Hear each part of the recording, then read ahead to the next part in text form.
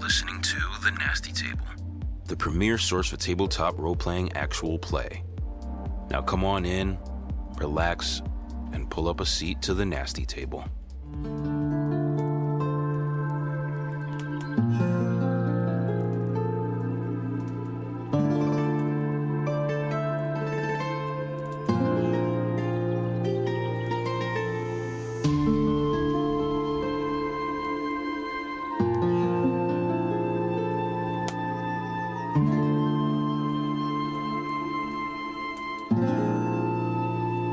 Last session at the Nasty Table.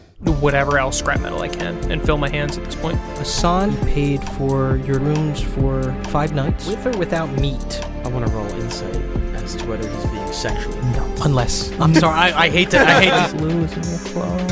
Stop! Just do it. Do what you're gonna do. Anyway, Not sexual. it's enhanced weapon. Adds a +1 to the roll and to the damage. Look at what you've done in such a short amount of time. What have I done? Made a couple bucks? Do you never plan to return? I feel like if I return, it means that I've either succeeded beyond expectations or failed.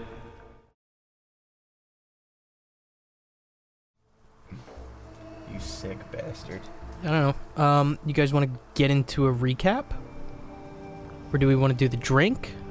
Or what are you thinking? Let's do drink and then recap, just to get that out of the way. So what's our drink? Alright, we got Magic Jar. This drink has a lot of gin in it.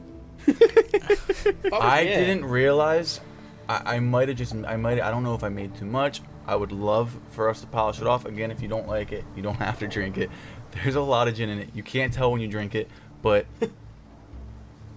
I like 3/4 of a 750 milliliter bottle of gin.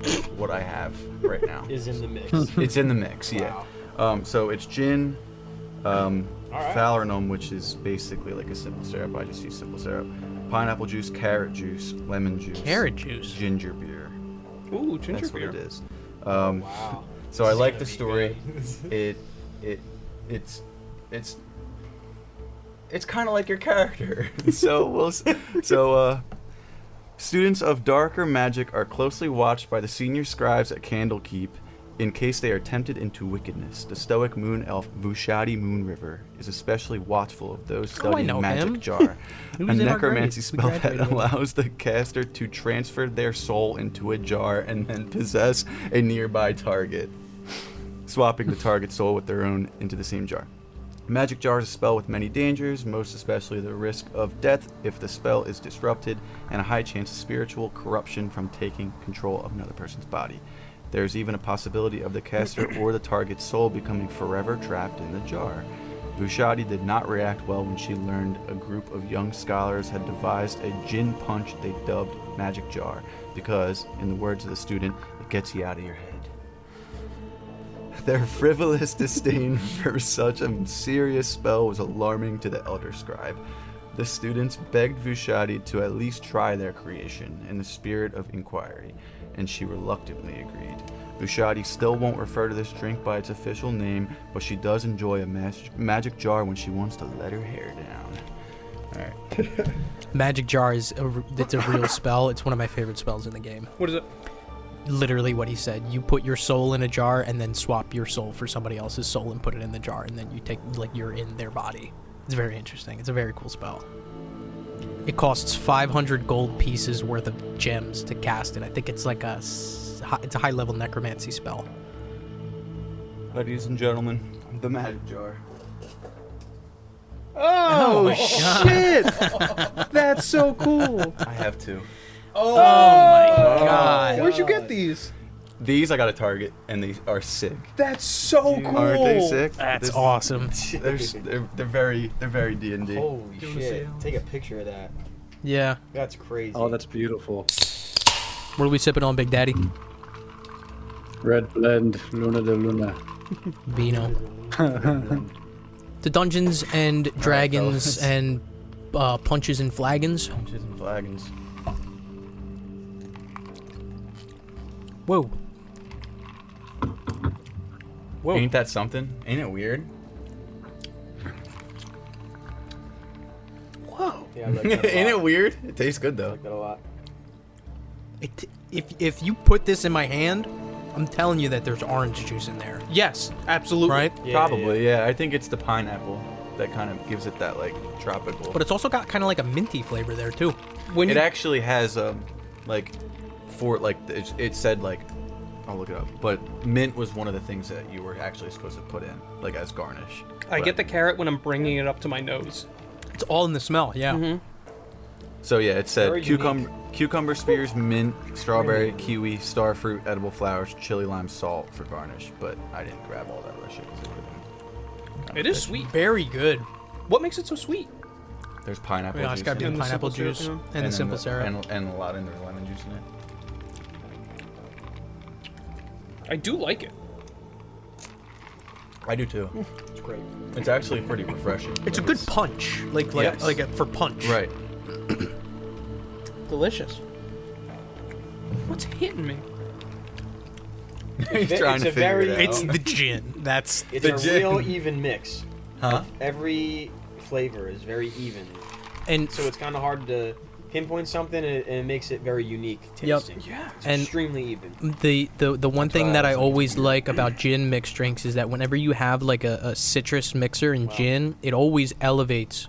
And you said it, it's the botanical flavors of the gin. Those Yeah. juniper berries, like you can always taste that way more because Yeah. like you can taste pine needles in this a little bit. Yeah, That's straight. that's what I'm that's saying. from It's the from the gin, gin, right. and that's elevated from the citrus, from the lemon juice, from the pineapple juice.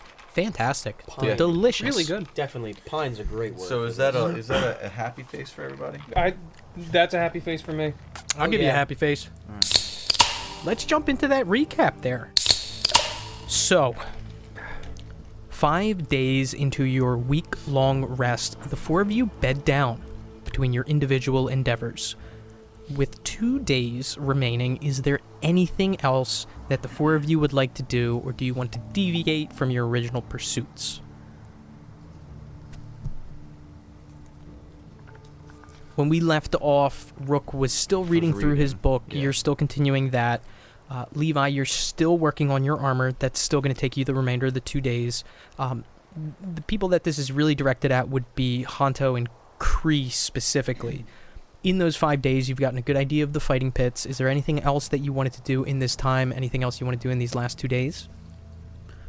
If I can, even if it's outside of the fort, maybe, you know, throughout the whole day, if I can find a more secluded spot and kind of meditate and do my practices with that. Yep. Yeah, and it's easy enough to, navigate these busy streets, and there's a lot of fucking racket all around, and you can find a secluded spot, but audio-wise, it is a little bit more difficult. But if you take some time, 30, 45 minutes to really find a secluded spot, yeah, you can find one. Yeah, absolutely. And then Kree. 2 days in remaining in your long rest. Anything you want to do? I want to stake out the armor smith shop, and I just want to see if there's any openings, anytime at night too, where like there's not very much traffic or. So Anything. you've been intermittently staking out this smithy for the last 5 days. To jog your memory a little bit, there's 2 entrances, one in the front, one in the back. Regular wooden door with a lock on it. Bagra leaves at sundown, and he doesn't come back until sunup. This is an easy place to rob if that's something that you wanted to do. To remind you of the contents of this store, there's no armor that would fit you, but there's armor that could possibly be reworked by yourself or perhaps another party member or whatever the case is to fit you in such a way. So you get that sense 5 days into this 7-day long rest. So in these remaining 2 days with this knowledge, what do you want to do? Does it seem like anybody do shady? This is like a shitty way to ask it, but that's the most direct. Do like shady people enter this shop, or are we the only shady people entering this shop? Who said we're shady? In those 5 days of monitoring the shop and keeping kind of like a stakeout on it, different people enter the shop. I'm gonna ask you to roll insight for me. 22. 22. The vast majority of people who enter this shop are working class blue collar folk who are looking for implements for either manual labor, animal husbandry, or any other kind of work. You don't see any kind of shady people. You don't see any people with questionable motives. But of note, you also don't see any soldiers or people who seemingly, are guarding the area. Okay. During this long rest, then, I also want to ask Olor. I want to say, hey, if I had some chainmail armor, is there anyone at the war effort that could actually size it down to someone my size, and they can keep the rest of the material? So you want to try to get Olor's attention, go back over to Godgood Keep and speak with him? Yeah. Okay. On your own time, just by yourself? Yep. Okay. So it's easy enough on this, 6th, maybe 5th day, make your way over to the Godgood Keep, and just the same as you've seen before, Olor seemingly directing this swath of orcs, training them in battle maneuvers and fixing their stances and stuff quicker than he noticed you the first time. He notices you and kind of steps up to the edge. Mm-hmm. Looks down at you. Doesn't speak, but just kind of looks at you. He's got that teal colored skin. He's wearing this full plate armor and looks down. Mm-hmm. If I got my hands on some chainmail, I'm sure you can tell just by looking at me. Chances are that the smith has chainmail for someone my size. It's quite low. Is there anyone at the wharf front that, if I provided some chainmail, could size it down for someone like me? Roll persuade. Nat 20. Woo! I suppose so. There's a man. His name is Nock. He used to make armor for goblins. You may be able to resize it. Knock. Wonderful. That's all I need to know. I'll see you in 2 days. That's it. Walk away. As you're walking away, he says, A moment, please. Stop. Turn over my shoulder. I mentioned if you'd be needing mounts, riding lizards, so I can make these stable masters aware in advance. Do you believe that to be the case? Please remind me, does this come to any cost to us? It is complimentary of the Cracked Mesa Clan. We have a donkey, so we will need 3 other mounts, if that's okay. I would hazard there is a swath of land that you will be traveling through that I think most beasts of burden would struggle. There are thick fields of cacti, steep dunes. If you do indeed have a mule, if he is not properly trained, he may struggle. I do not think it impossible, but may add time to your journey. Well, we planned on putting all of the collections that we get from the Warforged onto the cart that the mule carries. So, would these mounts be able to carry a cart? I do not think so. I'm not trying to convince you not to take your mule, your donkey as you say, but just making it clear it may add time to your journey.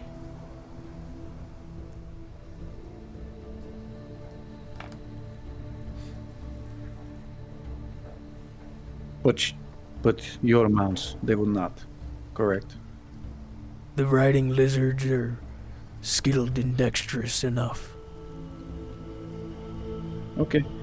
I think, yes, 3 would still be the best for us. Understood. I will see you in 2 days. 2 days. Thank you. Walk away with a smile. Leaving. Making your way where? I'm staking out the shop. That's what I'm doing. So for the remainder of the day, you go through watching this shop. Any specific questions? Because, I mean, I can be completely upfront with you. If you're monitoring the situation closely, I'm not going to have you roll perception. It's unnecessary with the amount of time that you're spending. People come in infrequently. There's a visitor to the shop maybe once or twice an hour. And like I mentioned, all blue collar, all, very salt of the earth type folk. Yeah, no, I mean, the only other thing I want to keep an eye out for is if he's like magically locking the doors or magically setting up some, the magic alarm spell or something similar. No, and with complete transparency, and just because you've spent so much time casing this place, no, absolutely not. This is a mechanical lock and a mechanical key. Okay. Leading up, I just want to note that over the past few days, Kree has been praying about this and not even asking Cithero, just saying to Cithero, like, we are going to the urban mines. It is exactly where you wanted me to go. I believe that you would want me to take this armor to increase our chances of getting the stone and finding the source of magic of the Warforged. I'm going to steal the armor.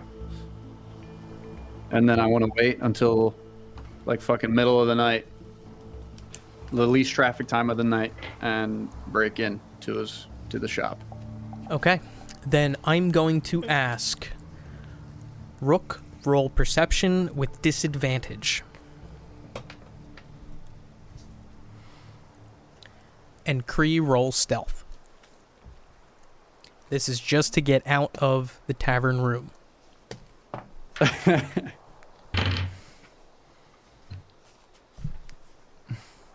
18. 6. Rook snoring as you make your way out, close the door, and descend down the stairs.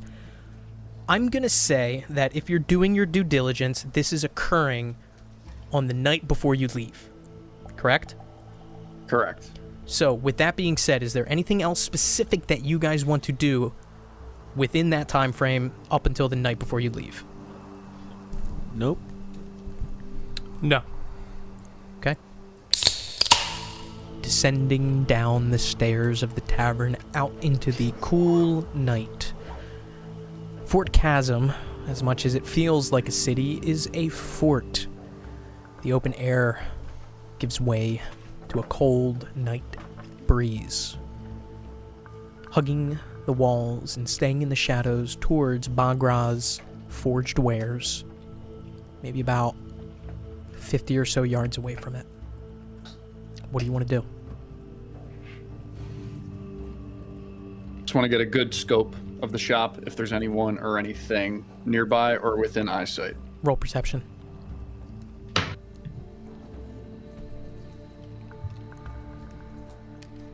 $17. The streets are dead, but you can hear sounds of camaraderie maybe two or three blocks up. It doesn't sound like it's getting louder. It's not like people are walking down the street and heading in your direction, but there's definitely somebody or somebodies further away. Okay.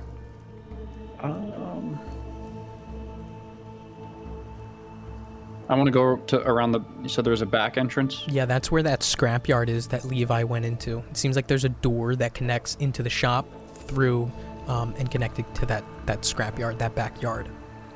There's a fence made out of scrap metal that's probably about like knee-high for a humanoid, so for you maybe about up to your neck. Yeah, I want to go in through the back. Okay. Scurrying over the fence. Over the fence, yep. Moving with stealth. With stealth. Then roll stealth. I want to use a point of inspo. Go ahead.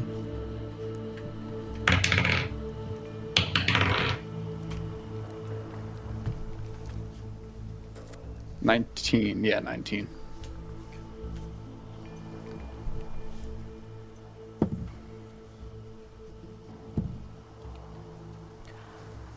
clambering over the fence and landing on a pile of scrap metal. You're able to kind of slide off to the side, and your light weight is definitely helping you here because it didn't make a loud noise.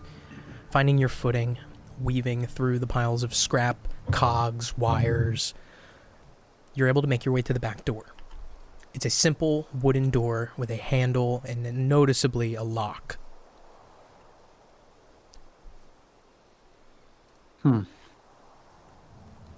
Are there windows back here? No. I want to try and turn the handle and see if it opens. Lifting your hand up. Locked.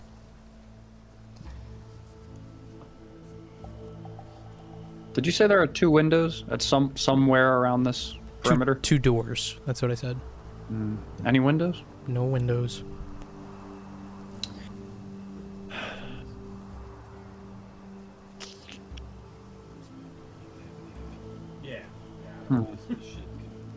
This is tough. So the only entry points that I can see are the doors, correct? Front and back door, unless there's some access on the roof that you're not able to see. You don't know. Did I see a chimney in there when I was in there? I would say yes. You would have seen the chimney. There is an exhaust system in place that you did see. It was like so chimney, think like fireplace, but this was like a stone structure that kind of extended up to let the fumes from the forge out and up. You can't see it from any of the viewpoints that you took to kind of watch the area, but you know that there's something in there. It might be graded on the top, but you don't know. Yeah, I want to try and climb the roof. Roll athletics.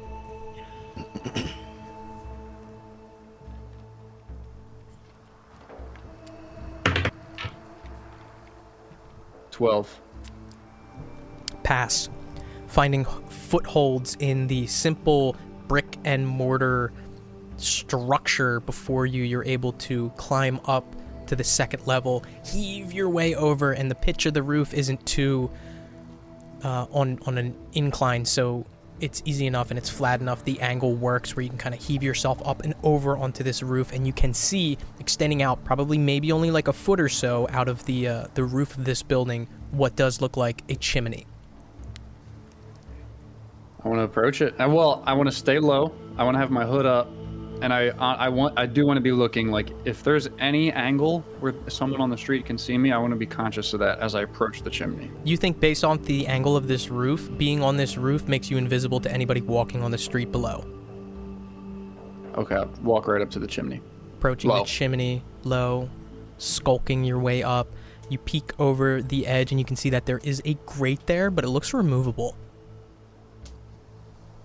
Can I reach it, or would I have to jump in? You could reach it. Just kind of like lift your arms up over your head, lift it, and it opens up. It looks like it's got two hinges on either side that open up this grate. Okay. Yeah, lift it right up. Yep. Lift it up, peer over, down. It looks like it is a sheer 9 or 10 foot drop straight down. Maybe more. When else can we use this? I want to pull out my hempen rope, and I want to tie it to one of the hinges of the grate. Okay. One of the fixed hinges of the grate. Fucking, uni knot. I don't know. Fucking, I'm light. And I want to lower it all the way down and just slide on down. Lowering Back pressed up against the vent or the chimney, whatever you want to call it. Just like slowly easing my way down. Lowering the rope down. You see it hit the bottom, grabbing onto the rope itself and beginning to slide, and your feet are like caught on the one side and your back is up against the other, and you're able to almost like shimmy your way down until your feet hit the ground. Within Bagra's shop, you are behind this small, maybe it's about like 6 or so inches that come up to kind of catch any kind of soot or anything that gets caught down here. There's no fires that you've seen actively in here. It looks strictly like a ventilation shaft, but there is a little lip. But you're in here and you look around, completely empty, pitch black. Same scene that I've described a couple times over of these wares, arms and armors that are against the walls, some on like little stands and shelves. Some of it looks nice, some of it doesn't. But you see the object of your desire within a glass case that's kind of like on, not a bench, but like a counter. Your chain shirt. Walk right up. Am I able to enter the glass case, remove the glass case? Yeah, it looks like it is not locked, and the top just kind of flips right open.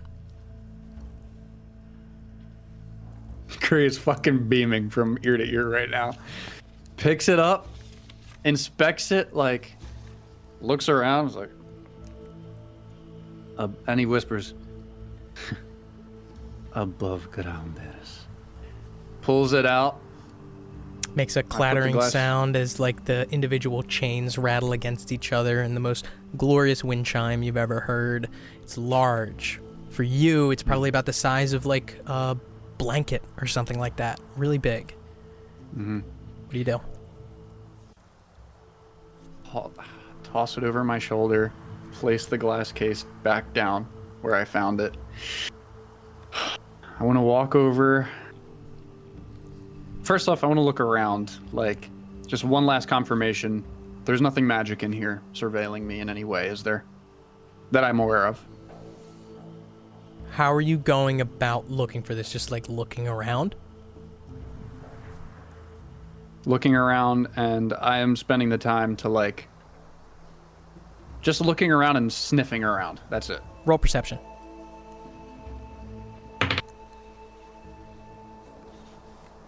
$21. I'm rolling really well right now. No magical sources of observation or divination. No guard dogs. No wandering eyes. Nobody crosses the street from beyond. Your hearing and vision seem top-notch as you feel confident that no one has witnessed this action. I want to walk up behind his desk. Yeah. Where he keeps his gold. Is there like a sort of register of sorts back here? No, you haven't seen it, but the one time that you did watch him take gold payment, which was specifically from Levi after purchasing a series of scrap metal stuff, he put it directly into his like waistcoat pocket. Okay. I want to pull out 5 gold and put it on top of his desk. Okay.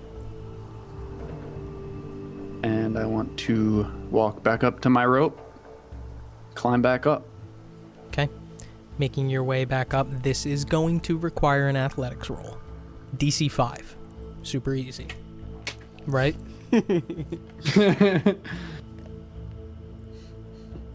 7. Climbing your way up, the hinges hold as you're able to scutter up, hop back out, untie the knot, close the grate, still on the roof of Bagra's Forged Wares. Cool. Collect the rope, lower the grate back down, hood back up, just descend the roof. Okay. And, climbing back down, reaching solid ground, and going where?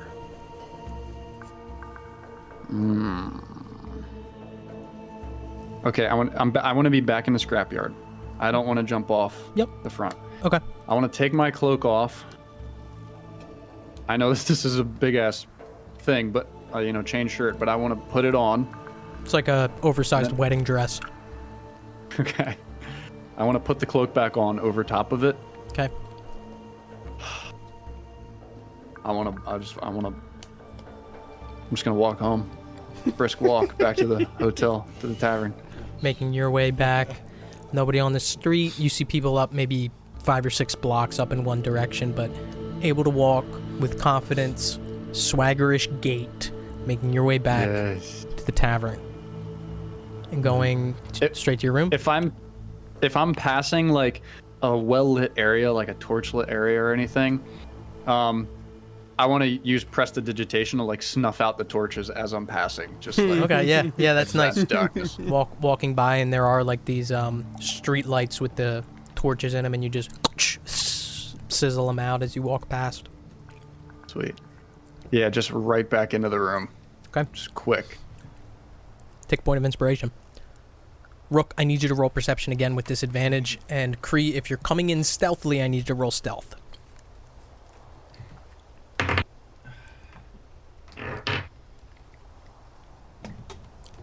10.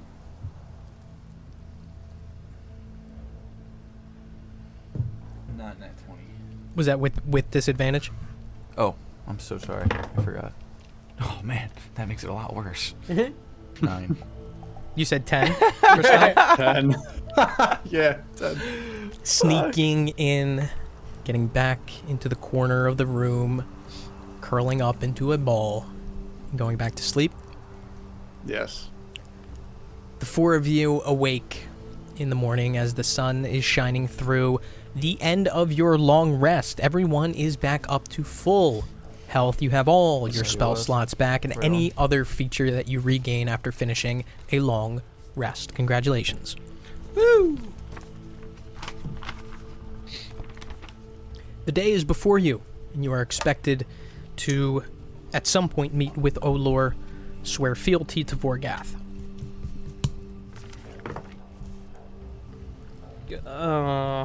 Levi wants to go outside early.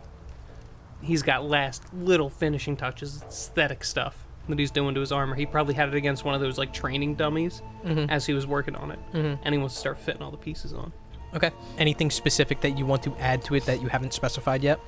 No, it's all there. Like I explained, if anybody comes down to look, it's these two gauntlets on the side with magnets that lead to two different colored tubes on each wrist. And in the back, it looks like I'm envisioning Bane from the Arkham games, where he's got the tubes kind of coming out of his back. There's like 3 going down each side, and they kind of go into these back plates. Game mechanic wise, they don't do shit. No, but it looks cool. He thought it looked cool. Oh. So, as you guys reconvene, room split up is Rook and Kree and Hanto and Levi. Anything that you guys do before you actually leave, other than, like Levi said, putting finishing touches on his armor? I want to tell Rook, like, the mount situation. Like, hey, just so you know, I think it might be best if Turnip stays here. If you want him to come, I'm not going to stop you, of course, but there's going to be some rough terrain that he will really struggle through, and I already ensured that we get 3 mounts for the 4 of us to go there and back. And I'll say this in front of Hanto as well. Okay, yeah. Out like together. If I'm listening to this, like, maybe perhaps we can bring our mount to the fort, to Olor, and maybe they can keep it there and feed it while we are away. As long as he's safe and we come back for him, I'm okay with it. Okay, yes, maybe we bring Turnip to Olor, and then we can just ask him then and there. Is he still hooked onto the cart by any chance? Is he? He is. He is, yeah. He's being tended at the stable, and you've been intermittently checking in on him, feeding him those carrots that you bought maybe last session or the session prior. He seems to be in good spirits, and he does still have the cart. Yep.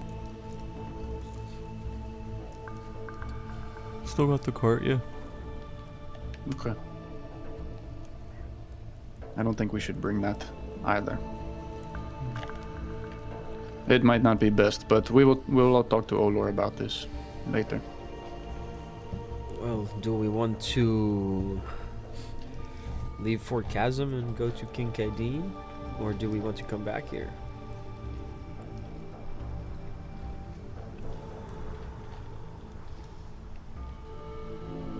I have everything I need. It's nice to have the wagon, even if empty, just in case. So, You would want to go back to Kincaidine, Panto? I don't know that I do or don't. I'm trying to think a couple steps ahead. For what it is worth, and if you guys do reference that map of the Grand Erg that was given to you by Joshua, the Ebon Mines is on the way back to Kincaidine. Yeah, because geographically, when we were on the way to where the Warforged shit went down, someone said if we turn that way, we can go to the Ebon Mines. Yeah, that was right? that was Jigix, the lizard folk merchant who was heading there and just scuttered off in a dune and headed south from where you guys were. Yeah, kind of like a square. Yeah, exactly. Right. Yep.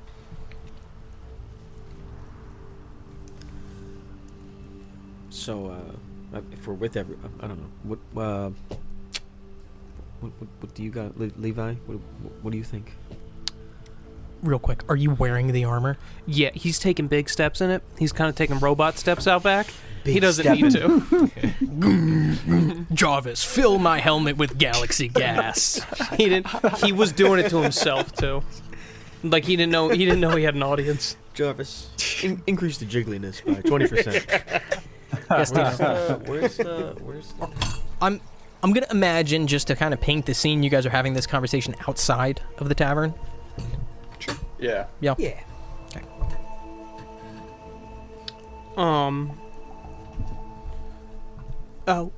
Yeah. I mean, don't we get to go back to the guild and tell them we did the contract? Get these cards up a level? Yes, I think for our cards that would be smart to go back. I think Asan was writing back to the guild to let them know that we completed the contract. So in regards to our previous mission, I think we're okay. But yeah, we might want to go see if our rank got updated. Or if you still got he turns to Kree. If you still got some beef with this his pirate fella. Smirking. I do.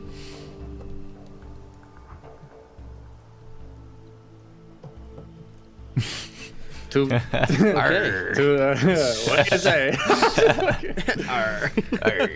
So I think we need to bring the wagon then, no? I agree. I don't. And the mount, if that's. Oh. That's right. If you want your buddy, I get he's important, but I ain't taking a 4-week trip to come back for him. We could sell him if we find a We're buyer. not selling him. If it's a buyer, We're not selling him. If it's a buyer We're not selling him. that you're comfortable with, if it's someone like us that would treat him very well, that could use him, it would be more valuable to Turnip, wouldn't it not? Rather than to lock him up here. We'll just bring him then.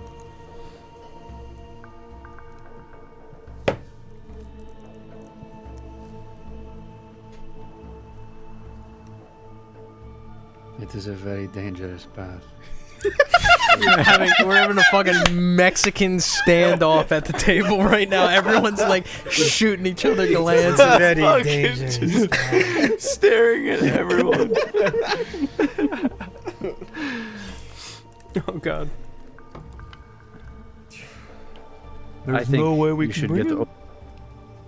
Oh, we can bring him. But again, it is about the safety of your friend, is it not? I think that Olor can give the best insight to this journey. So we talk to him. Shall we? Go to talk to him. Off we go. Yeah. Okay, With steed and wagon. you guys picking up Turnip in the wagon? Yeah. I get my bag. Okay, the goblin stable hands are quick to release Turnip and your wagon back into your custody.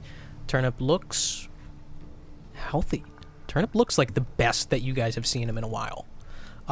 Whether that's from having a consistent source of fresh food, which he has not had consistently from like the Avant Castillo and down here. You guys granted him a bushel of carrots which he seems to be feeling good. Now, this is not to say that he would receive this treatment consistently if left here, but just that bushel of carrots seems to have put him in good spirits. He's walking with a little bit of pep in his step, maybe even like licking up the side of Rook as you guys are walking and bringing him over. Passing the parade grounds and making your way north to the Godgut Keep, much the same as the last time that you guys approached, Olor is still training these orcs, going through, different kind of battle maneuvers and even like stances and posturing, and like you catch pretty high level maneuvering, like troop management stuff, phalanxes and shit that it seems like he's trying to impart onto these people.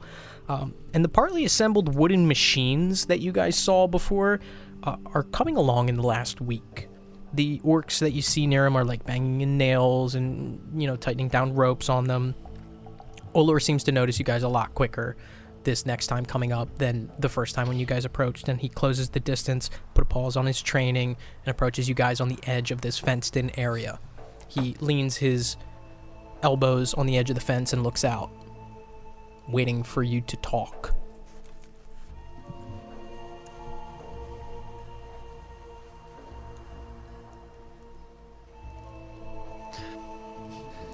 Rook? I'm looking at Turnip.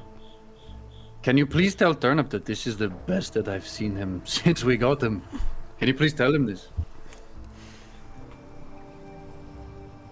Turnip. Hey, Rook. Kree said, you look good. I feel good. You like it here? Oh, well, kinda, but where are we going next?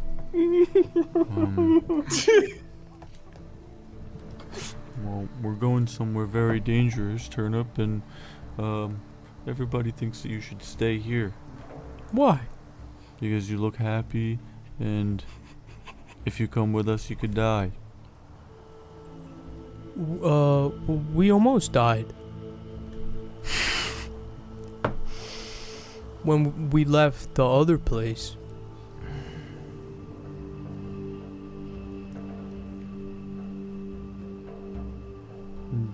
And it could happen again. Yeah. But this time we could get less lucky. Yeah. I don't want you to die. Why not?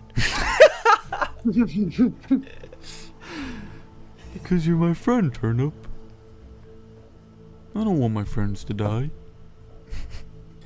Oh. Huh. I don't care much. As long as I'm with you. Does everyone is he? Are they just hearing like? Yeah. But you're talking in like just like straight calm, and like you're speaking directly to So it. they can kind of hear that, like almost like you're watching someone talk on the phone. You can't hear the other Yes, side. yes. It's like The Sims. Yeah. Rook just like looks down.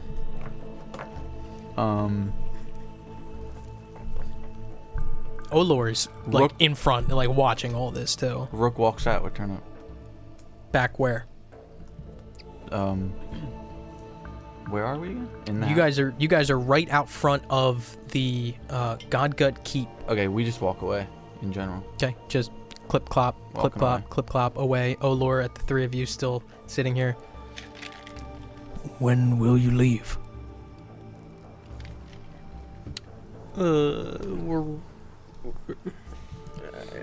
Whenever our other party member is ready with maybe our mount, maybe not.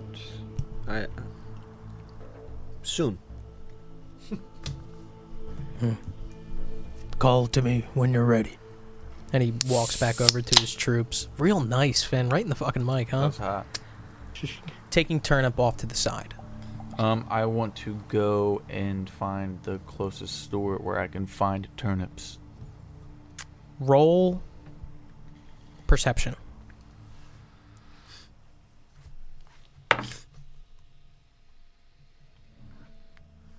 11. Unfortunately, and as was described when you originally requested turnips from your tavern keep, it seems as though they are few and far between here. You see a shop selling carrots and different kind of produce, but not turnips. I just go find carrots. Buy a decent amount of carrots. 5 silver. Sure, yeah. And,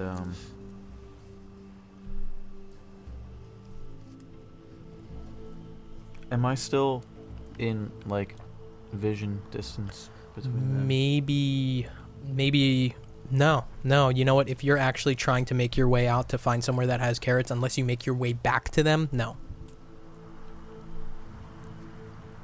I make my way back to them. Okay, make your way back to them, maybe like 100 yards away from them at this point. Yeah. But then as soon as I get them, I start to walk back. Okay, getting closer, maybe about 50 or so yards from them. What are the three of you doing as Rook peels off with his mount? Levi wants to stand up in the back in his new armor. As big as he can. Okay. As tall as he can. Getting big. Mm-hmm. Rook on reapproach. I'm with them now? Yeah, closing the distance, and Rook approaches.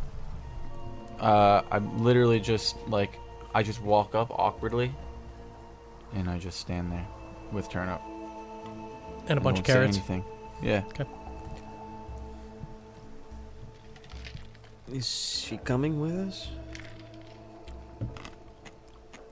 Rook nods his head.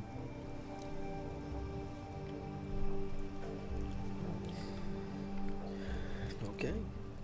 But Rook looks sad.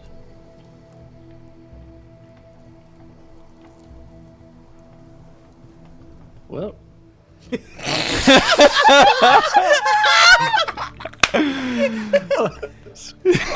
What? Well.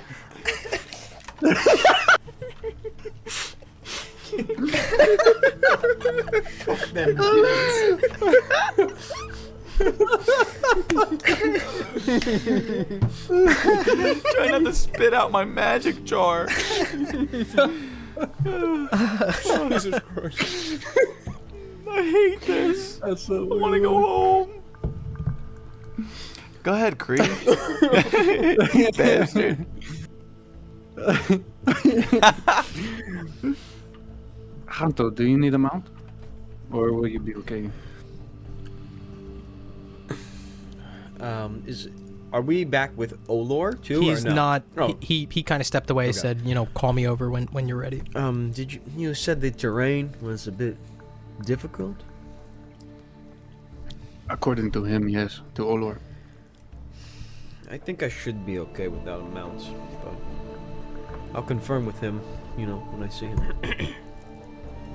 Okay. Just start to walk over to Olor and wave him down too, just to call him over. Catches your attention, or you catch his attention, and he makes his way over. Now are we ready?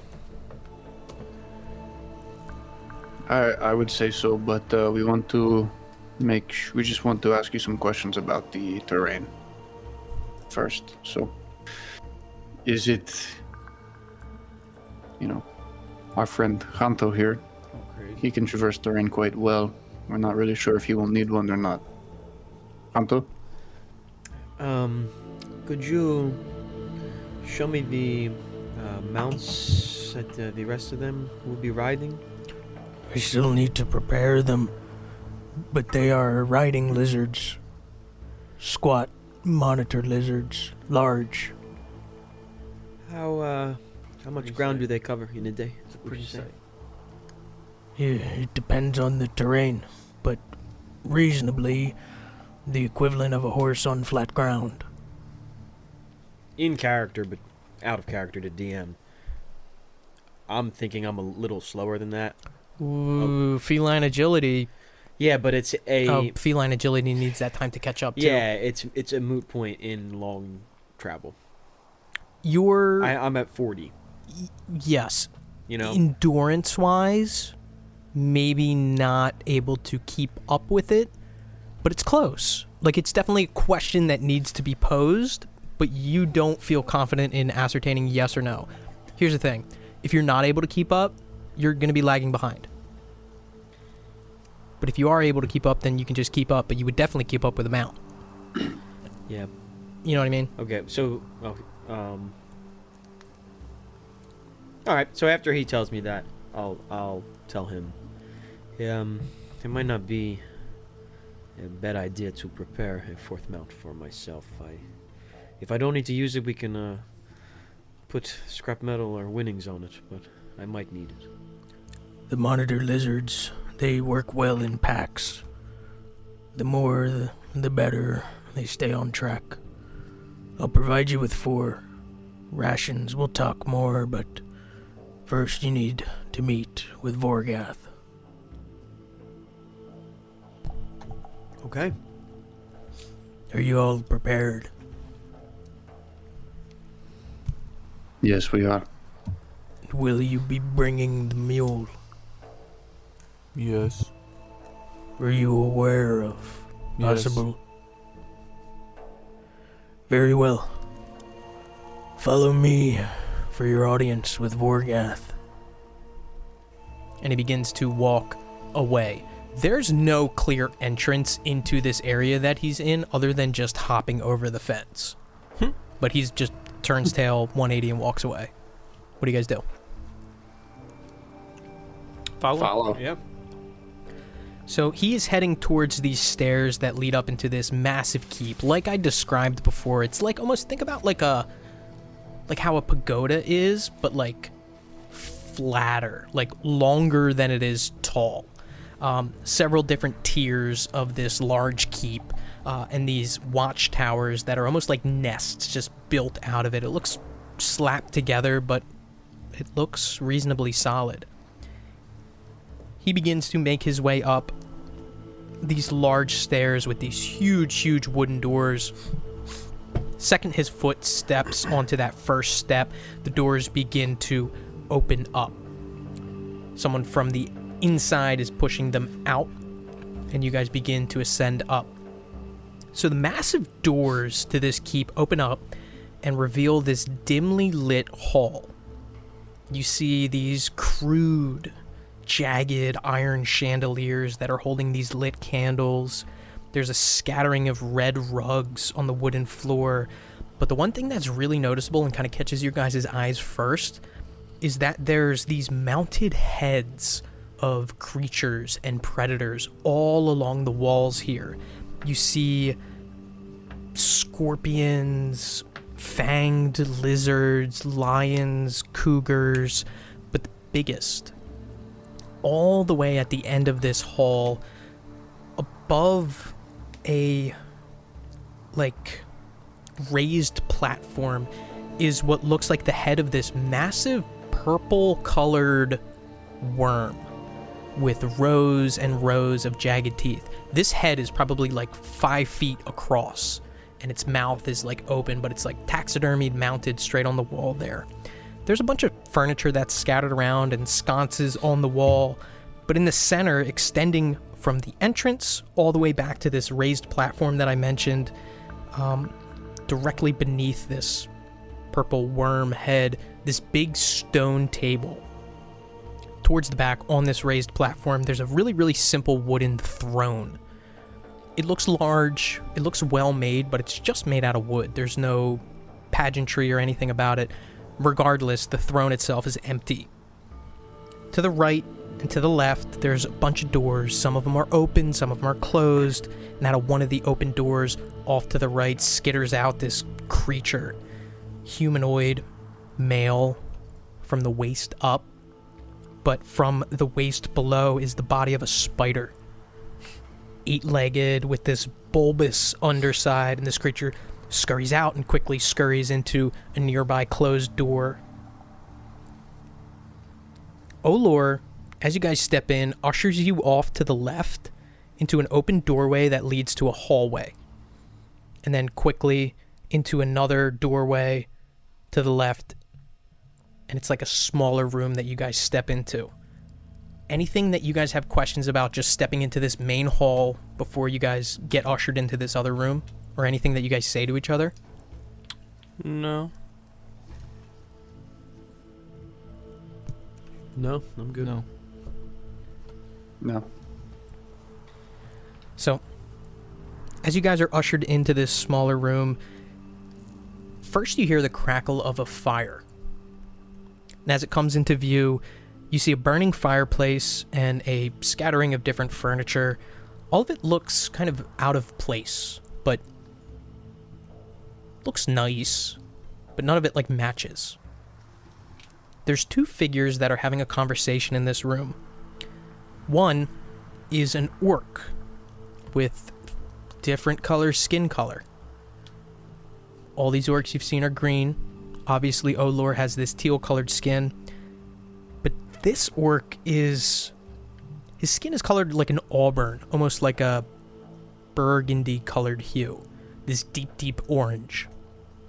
He's shirtless, chest covered in scars, but he's jacked. Tons of muscles. And he's wearing this big silver chain around his neck. There's no figure piece in the middle. It doesn't end in anything. It's just like a simple silver chain that he's wearing. And he's wearing like a leather, almost like a skirt, like a battle skirt. The other figure that this figure is talking to is a large, 8 or so feet tall grizzly bear. Light tan colored fur, standing upright, leaning its arm on the edge of a fireplace mantle. This bear is wearing nothing but a tattered, green-colored safari hat with one of the flaps kind of raised up on the side. The two of them are locked in a conversation, this orc and this bear. And if I had to describe what this conversation looks like, just off of a preliminary glance, it's like water cooler talk. Super casual. Bear's leaning its arm on the mantle. Orc is like making hand gestures, but it's in a language that you guys don't understand.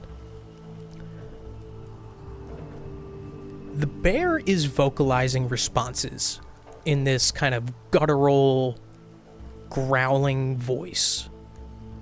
A moment passes before the orc turns his gaze towards Olor and you guys walking in and says something in this language that you don't understand, which is a familiar language that you've heard a couple times before. It's not hard to infer that this language, when I keep saying a language that you don't understand, is Orcish.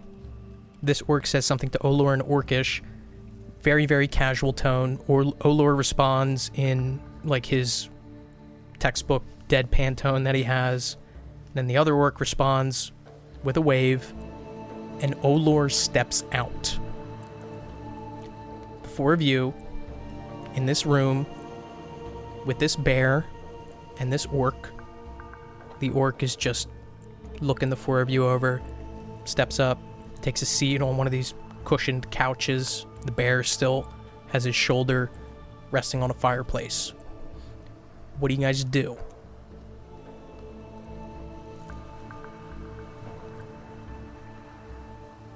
And there is a silence that hangs as this orc is just kind of like looking over the four of you.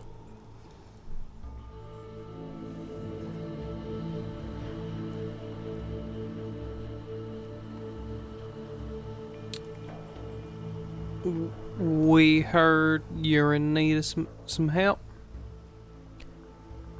The orc responds in Orcish.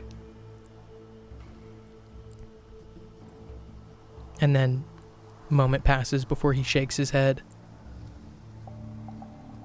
That is the case. Yes. Olor has told me that this audience was demanded. Is that the case?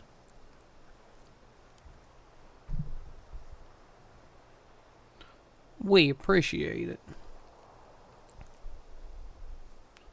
We've seen a fair share of these robots, these creatures. We's inquiring to help.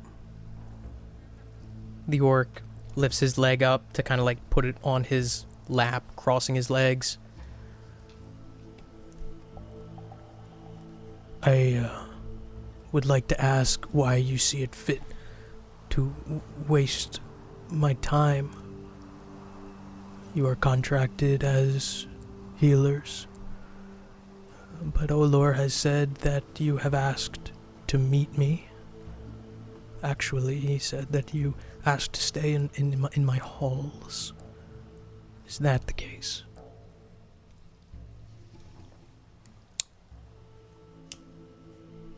Yes, that was requested. In the effect that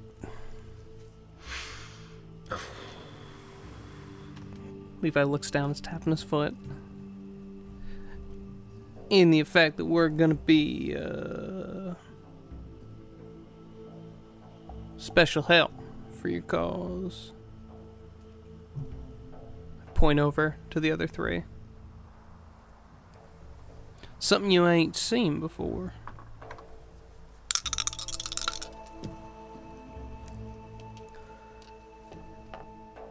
He breaks eye contact with Levi and looks across the three of you. Does the human speak for you?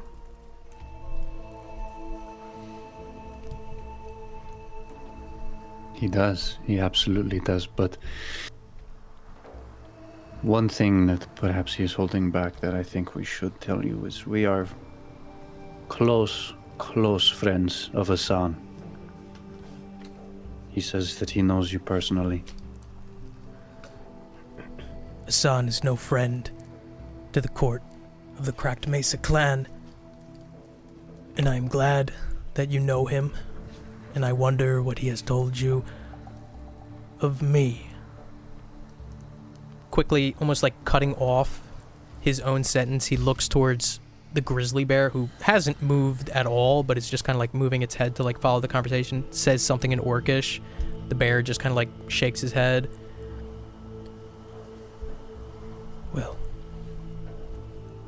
it matters not that you are a friend to the Quetzalborn. Olor says you can use healing magic. We will reimburse you for using such healing magic on the condition that you swear fealty. So let's do that now. Turning his gaze towards Levi. Take to your knees. What do you guys do? He's still sitting there with his legs crossed, just watching.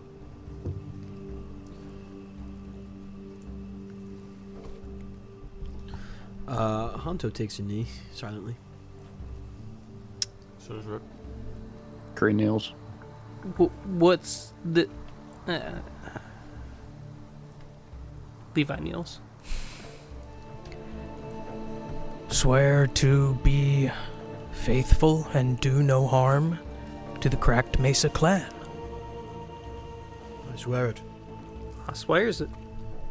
Swear. I swear it. Swear to your bone. I swear to my bone. I swear to the bones of my god Sidro. I swear to my bones. Swear to the bones. I swear to everything that I am and ever will be that we will only help the Cracked Mesa Clan. Promise to observe esteem to me, Vorgath, Sharpened Blade of the Cracked Mesa Clan. Promise to act in good faith and without deceit for as long as I reciprocate that vow.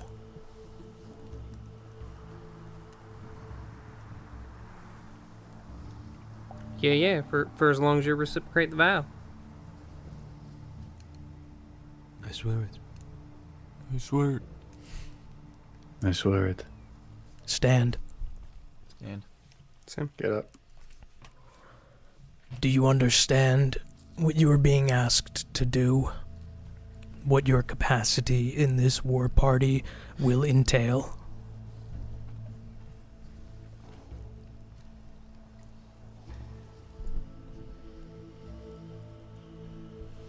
I understand that I'm here to heal. That's what I do, sir. The objective of the mission is to exterminate the Warforged, yes?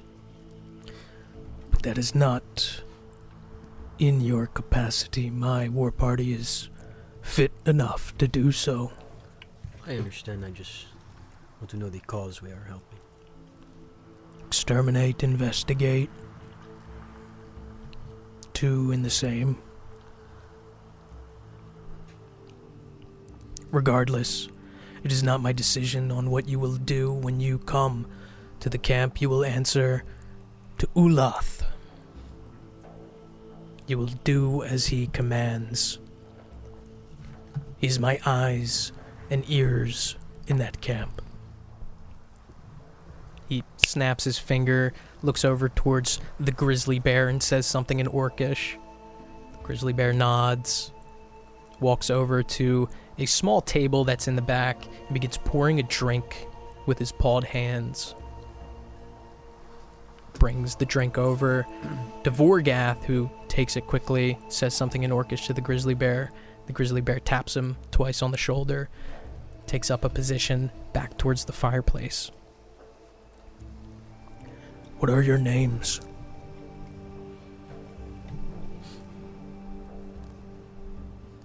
I'm Kristalos. Name's Rook. Leviticus Cain. Honto. Kristalos. You are a kobold. You live beneath the ground. What tribe do you belong to?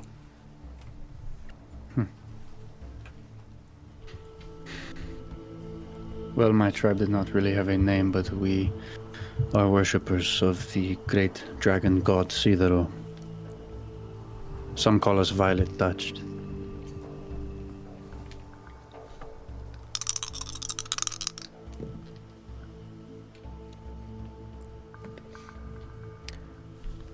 I apologize, I've not heard of such a dragon god.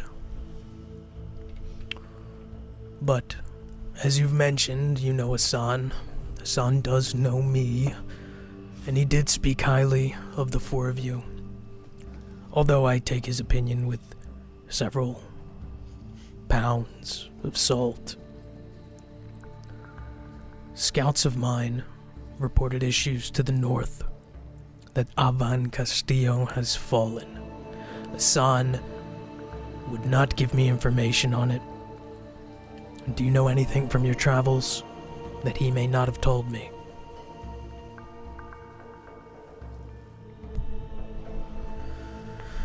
Why do you think he was unwilling to give you information? Because I did not pay him.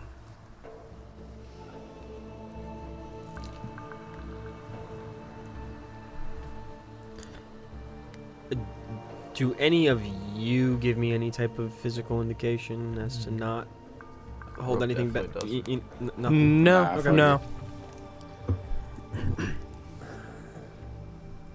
He may have come from there. Can you speak to the status This, of the of Van Castillo? of the estate currently. He just looks at you. I look at the rest of the group and kind of give a Levi's looking single straight chuckle, like. It's not very good. I don't know if I could tell you how it is in this current moment, but when we last saw it, it was overrun, some would say. Kind of like a quirk, like a questioning face. Describe overrun. Full of them.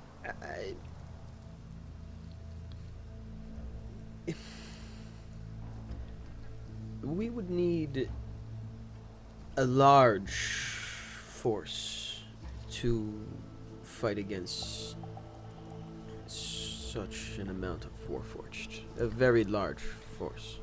an amount of Warforged that is likely to have taken control?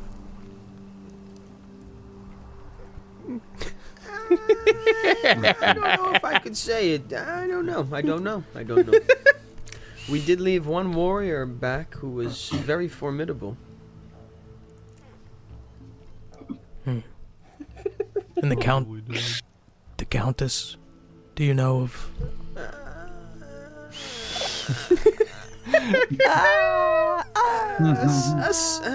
I don't know, but I think a son knew more about the Countess than we did. Do you know? Just shaking my head, yeah. Hassan knows her pretty well. And does the Avan family still have control of the estate? Unaware? I don't know, but when we were there, they were... It seemed like they were losing control. There were people that were dying. There was a crack in the ground that they were coming from. Is this similar to where we are heading? Do you know? A bit different. I'm struggling to follow your recount of the events stacked up against what Hassan actually told me, in that everyone was massacred and that you ran. So I would ask again, with the pretense of me testing your honesty, what happened at the Avan Castillo? Well, before I answer, just as a preface, an omission is not a lie. But, that being said, we went into the underground to investigate. And we did not get very deep.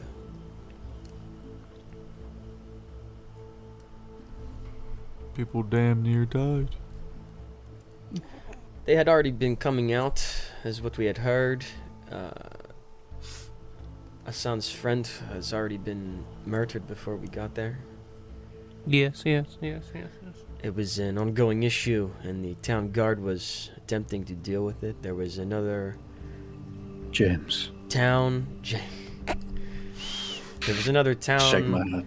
outside of the Avan Castillo. I cannot remember the name. Rasul. They were blocking them from the resources to try to protect them. It was pretty grim when we got there, and it was grimmer when we left. I will speak to you no longer in veils. I find that my kind tend to not see large pictures. It is day to day with the Orcish people, so I would ask, to you all, can you picture what may happen in the case that the vassal of a Sarninian royal family were to fall? Would or would not the Sarnine family send troops from King Gadeen to investigate? Because the Avan family is in direct answer to the Sarninian royal family. Would you expect them to send reinforcements, scouts, troops, investigators of any kind to the Avan Castillo?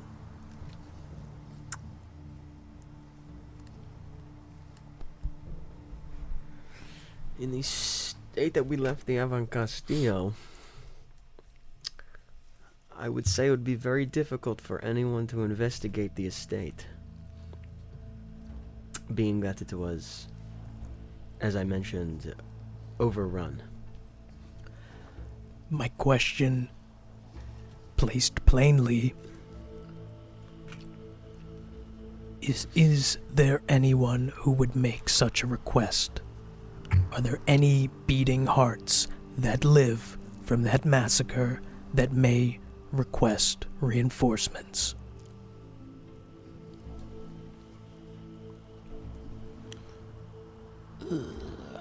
You know how secure that keep is? And besides that, like I said, Drazul, we don't know what happened to them, what they witnessed. It's a whole civilization. Tensions will rise regardless. They likely will mobilize troops to intercede. My worry, perhaps, is that they will trace this Warforged excursion to the Ebon Mines. Perhaps Sarninian forces will encounter my war party. Perhaps there will be a conflict. Perhaps it is unavoidable. Perhaps a conflict would be a wise pretense to attempt to retake the fort that we sit in now. Luckily, as my new sworn bondsman, your allegiance in the matter is not in question. If swords are raised against my war party by the Sarnine or any faction, I hope you understand that your arms act as an extension of mine own. Is that clear? Crystal. Clear. Absolutely. Yes.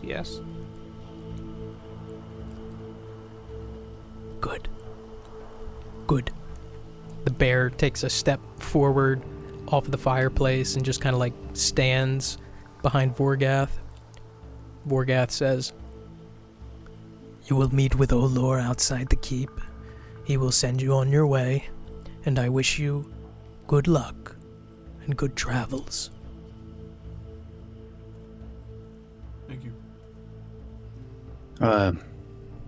Vorgath, My Might I liege is the appropriate title. my liege.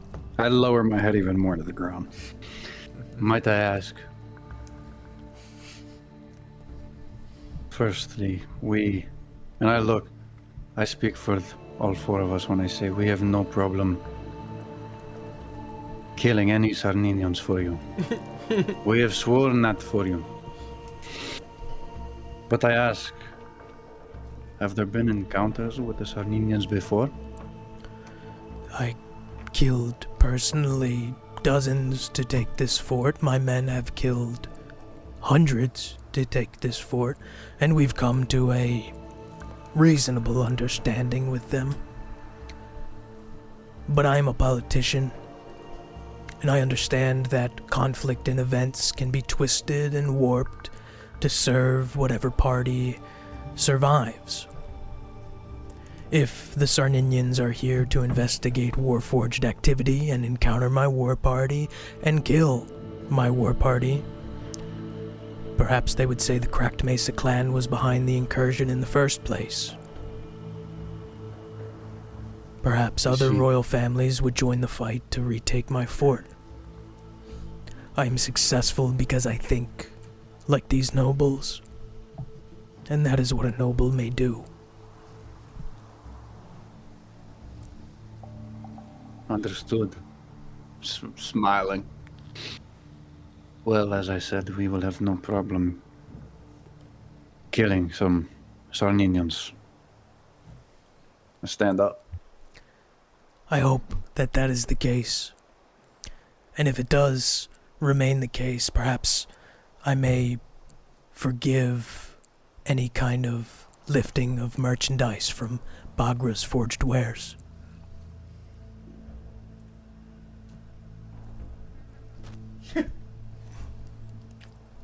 I'm sorry? I'm sure that you are. If that is all, Gentlemen, I am quite busy for the day. I nod and walk out. And I give another nod to the bear as well. And the bear Like a separate one, nods yeah. back. Just staring at Kree as we walk out. Gentlemen, it is considered appropriate behavior to bow when you leave the presence of your chief. Bow. Bow. Uh-huh. As I'm walking out, I'm mumbling. Sinro, give me the strength not to take his head right now. Making your way out. Yes. Exiting the small room within Godgut Keep and making your way back outside. The door is still open. To meet with Olor, acquire your mounts, and embark on your journey to the Ebon Mines when we pick up next session.